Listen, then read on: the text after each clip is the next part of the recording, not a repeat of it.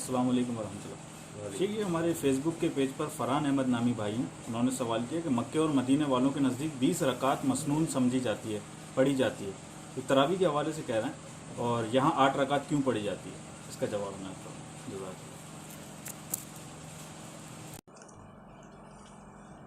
صلاۃ اللیل، جس کو ہمارے ہاں عرف عام کے اندر تراویح کہا جاتا ہے، نبی صلی اللہ علیہ وسلم نے یہ نماز رمضان ہو یا غیر رمضان بشمول وتر 11 رکعت پڑھی ہیں، جیسا کہ صحیح احادیث سے ثابت ہے۔ یہ صحیح بخاری ہے، اس کی امام بخاری رحمۃ اللہ علیہ نے اس پہ کتاب صلاۃ التراویح کا باب قائم کیا ہے۔ اس میں حدیث نمبر 2013 کے تحت عائشہ رضی اللہ تعالی عنہا، ان سے ابو سلمہ بن عبد الرحمن نے رسول اللہ صلی اللہ علیہ وسلم کی یعنی قیام رمضان کے حوالے سے سوال کیا۔ انہوں نے سوال دیکھیں کیا کیا ہے، کیف کانت صلاۃ رسول اللہ صلی اللہ علیہ وسلم فی رمضان، کہ نبی صلی اللہ علیہ وسلم کی رمضان کی نماز کس طرح تھی؟ تو عائشہ رضی اللہ تعالیٰ عنہ نے فرمایا، ما کان یزید فی رمضان ولا فی غیرہ علی 11 رکعتن، کہ نبی صلی اللہ علیہ وسلم رمضان ہو یا رمضان کے علاوہ کوئی مہینہ ہو، آپ اس نماز کو یعنی 11 رکعتوں سے زیادہ نہیں پڑھتے تھے۔ ٹھیک ہے، یہ روایت کے اندر یہ الفاظ ہیں کہ فرماتی ہیں کہ آپ پہلے 4 رکعت پڑھتے، تم ان کے حسن و خوبی اور طول کا حال نہ پوچھو، پھر 4 رکعت پڑھتے، ان کے بھی حسن و خوبی اور طول کا حال نہ پوچھو، آخر میں 3 رکعت پڑھتے تھے۔ میں نے ایک بار پوچھا، یا رسول اللہ صلی اللہ علیہ وسلم، کیا آپ وتر پڑھنے سے پہلے سو جاتے ہیں؟ تو آپ صلی اللہ علیہ وسلم نے فرمایا، عائشہ میری آنکھیں سوتی ہیں لیکن میرا دل نہیں سوتا۔ ہو سکتا ہے کسی بھائی کے ذہن کے اندر یہ خیال گزرے کہ 4 رکعت سے مراد کیا ہے، تو یہ صحیح مسلم ہے۔ صحیح مسلم میں کتاب صلاۃ المسافرین کے اندر یہ باب قائم کیا ہے امام نووی نے، باب صلاۃ اللیل و عدد رکعات النبی صلی اللہ علیہ وسلم فی اللیل وان الوتر رکعتن، کہ نبی صلی اللہ علیہ وسلم کی صلاۃ اللیل کس طرح تھی اور اس میں رکعات کتنی ہوا کرتی تھیں، اور وتر کے 1 رکعت ہونے کے بیان میں۔ اس کے تحت یہ حدیث نمبر 1615 ہے کہ عائشہ رضی اللہ تعالی عنہا یہ صلاۃ اللیل کا ذکر کرتے فرماتی ہیں، یسلم بین کل رکعتین، نبی صلی اللہ علیہ وسلم ہر 2 رکعت کے بعد سلام پھیر دیا کرتے تھے۔ تو اس حدیث سے بات پتہ لگی کہ سنت جو نبی صلی اللہ علیہ وسلم کا قیام اللیل کرنا ہے، صلاۃ اللیل پڑھنا ہے، وہ وتر سمیت 11 رکعت ہے۔ اسی طریقے سے آپ یہ دیکھیں کہ ہمارے بھائی نے سوال میں جو توجہ دلائی ہے کہ جی مکہ اور مدینہ والے، تو آپ اس بات کو سمجھیں کہ جو حضرات ہمارے مکہ مدینہ میں رہتے ہیں، ہمارے رشتہ دار، دوست، احباب، ان سے پوچھا جا سکتا ہے کہ حرم اور مسجد نبوی کے علاوہ کئی مساجد ایسی ہیں مکہ میں بھی مدینہ میں بھی کہ جہاں پر صلاۃ اللیل یعنی جس کو تراویح کہا جاتا ہے وہ 11 رکعت بشمول وتر پڑھائی جاتی ہے، اس پہ اضافہ نہیں کیا جاتا۔ جہاں تک رہا یعنی کہ مکہ میں یعنی مسجد حرام میں یا مسجد نبوی میں پڑھنے کا معاملہ، تو ہمیں اس بات کو سمجھنا چاہیے کہ یہ مسجد حرم جو ہے یہ باقاعدہ ایک بہت بڑے فتنے سے گزر چکا ہے کہ جس میں 4 مصلے یہاں لگے تھے۔ ان 4 مصلوں کے بعد جب ان مصلوں کو اس فتنے کو ختم کیا گیا اور مصلوں کو وہاں سے ہٹایا گیا اور مسلمانوں کو ایک امام کے پیچھے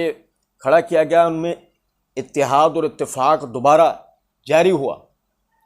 تو دوبارہ سے کسی قسم کی ایک اختلافی کیفیت نہ بن جائے، تو اسی لیے وہ 10 رکعت کر کے وہ اس نماز کی جماعت کرواتے ہیں۔ ان کا منشا یہ ہوتا ہے کہ جو 20 رکعت پڑھنے کے قائل حضرات ہیں تو وہ 20 رکعت پڑھ لیں، اختلاف نہ کریں. یہ صرف اس بنیاد کے اوپر ہوتا ہے. رہ گئی بات سعودی علماء وہ اس حوالے سے کیا کہتے ہیں تو ذرا سمجھیں. یہ شیخ ابن باز رحمۃ اللہ علیہ کی کتاب ہے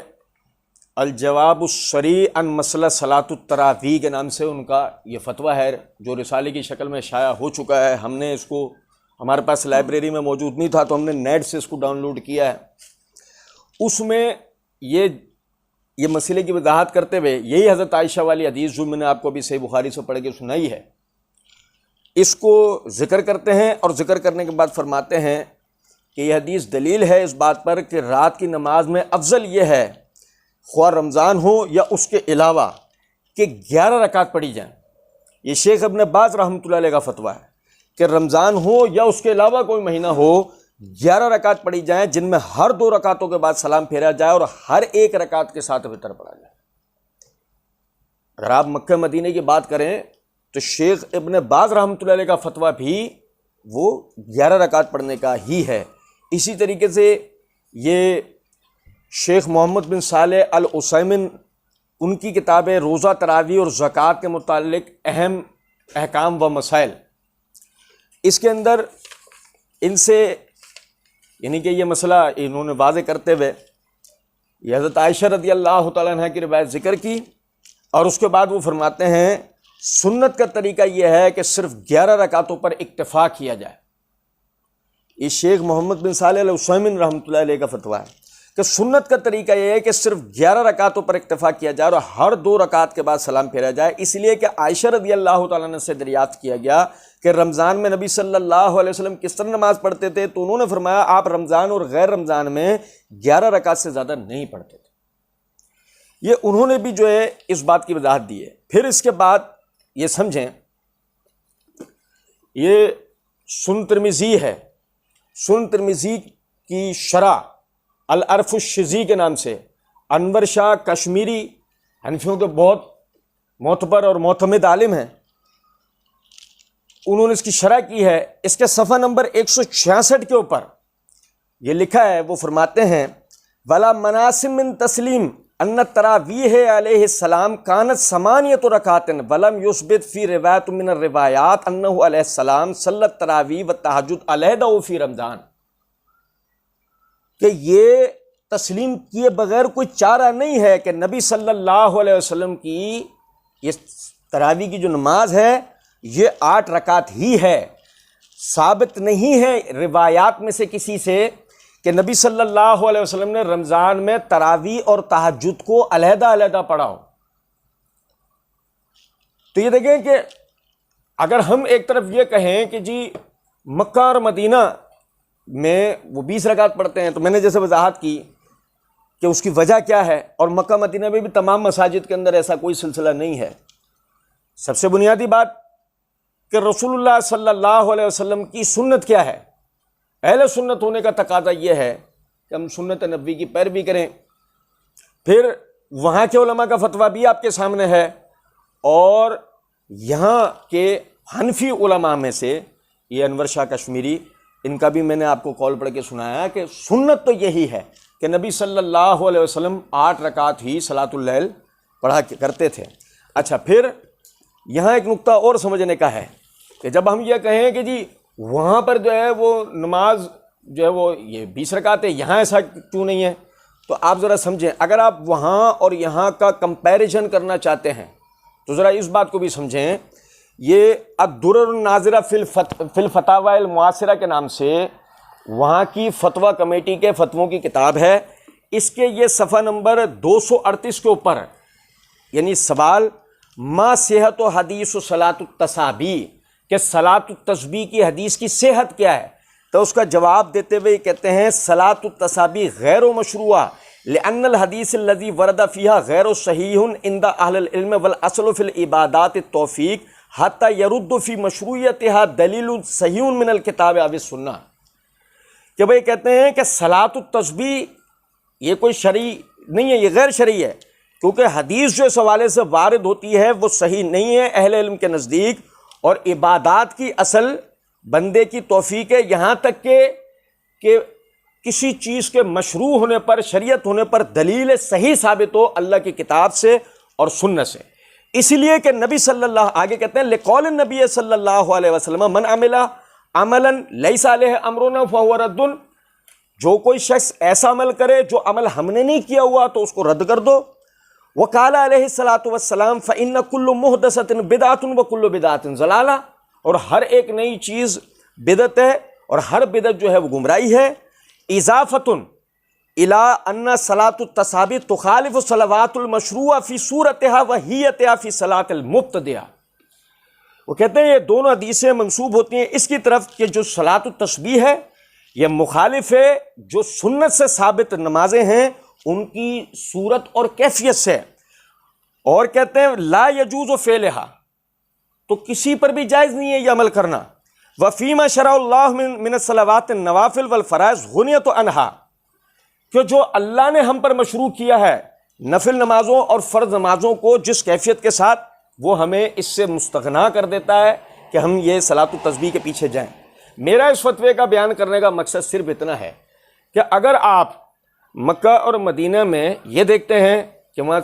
تراویح جو ہے وہ 20 رکعت ہو رہی ہے اور یہاں نہیں ہو رہی، تو آپ دیکھیں یہاں آپ صلاۃ التسبیح با جماعت مساجد میں پڑھ رہے ہیں، وہاں وہ کہہ رہے ہیں یہ بدعت ہے، وہاں وہ یہ کہہ رہے ہیں ثابت نہیں ہے. تو اب اس صورت میں آپ وہاں کے فتوے کو لوگے، یا مثال کے طور پہ آپ صلاۃ التسبیح کی صحیح روایت ڈھونڈ کے اس کے اوپر عمل کرو گے، ٹھیک ہے نا. پھر اس کے بعد یہ بھی ایک چیز غور طلب ہے، یہ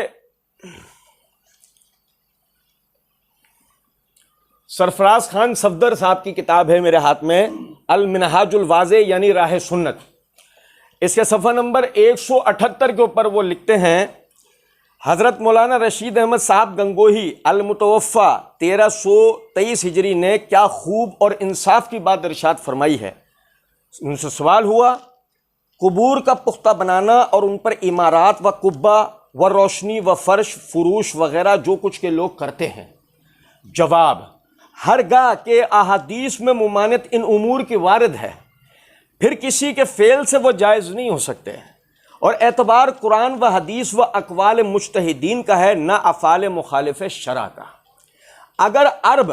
اور حرمین میں امور غیر مشروع خلاف کتاب و سنت رائج ہو گئے تو جواز ان کا نہیں ہو سکتا، اور جو وہاں ان بدعات کو کوئی منع نہ کر سکے تو یہ حجت جواز کی نہیں ہو سکتی. اس پر سکوت کی کوئی وجہ نہیں، کتاب و سنت سے رد کرنا چاہیے. فقط واللہ تعالی عالم. رشید احمد عفی عنہ.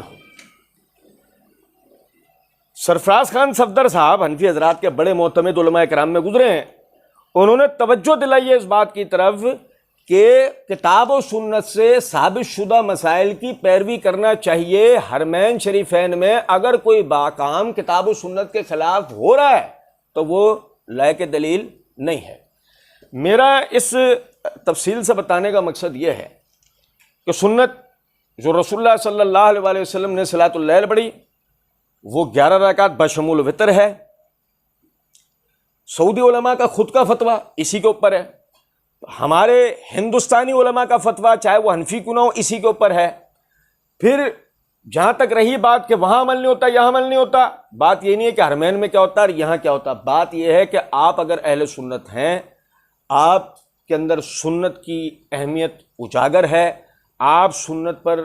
عمل کرنے کے لیے دلی طور پر راضی ہیں، تو آپ یہ نہ دیکھیں وہاں کیا ہوتا ہے یہاں کیا ہوتا ہے، آپ یہ نہ دیکھیں وہ کیا کہتا ہے یہ کیا کہتا ہے، وہ فرقہ یہ فرقہ کیا کہتا ہے، وہ جماعت یہ جماعت کیا کہتی ہے. آپ صرف یہ دیکھیں اللہ اور اس کے رسول صلی اللہ علیہ وسلم نے کیا کیا. وما علینا الا البلاغ.